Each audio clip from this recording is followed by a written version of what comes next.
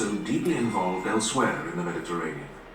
In 1941, it set up a separate headquarters in Cairo to cover the Middle East and the Balkans.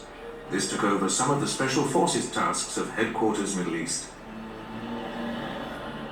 The main project that SOE inherited was to help in the liberation of Italian-held Abyssinia. Playing a major role was Colonel Orde Wingate, who later founded the Chindits. Accompanied by exiled Abyssinian Emperor Haile Selassie, he led a force of Abyssinians and Sudanese in a highly successful thrust into Abyssinia from Sudan. The crowning moment came on the 5th of May 1941, when Wingate and his men escorted the Emperor into his capital, Addis Ababa. SOE could take some credit for this success, but its reputation in Cairo did not benefit. From the start, its headquarters was notoriously inefficient and lacked security. Every Egyptian cab driver appeared to know where it was. SOE's main problem was that it lacked good intelligence, largely because the British Secret Intelligence Service was unwilling to pass on any information.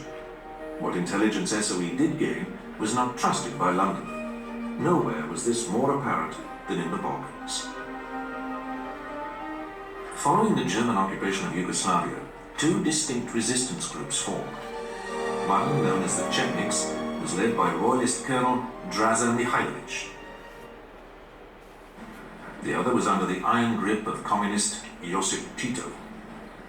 Initially, the British government supported Mihailovic, but after a series of SOE-arranged missions, culminating with a visit by Churchill's special representative, Fitzroy MacLean, support was transferred to Tito and his partisans.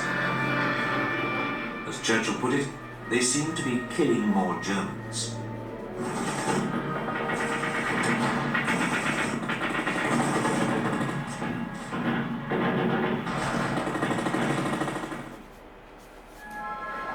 In Greece, too, Painting as an act of sheer abandon, ladies and gentlemen. By the anti-monarchist but democratic Edes.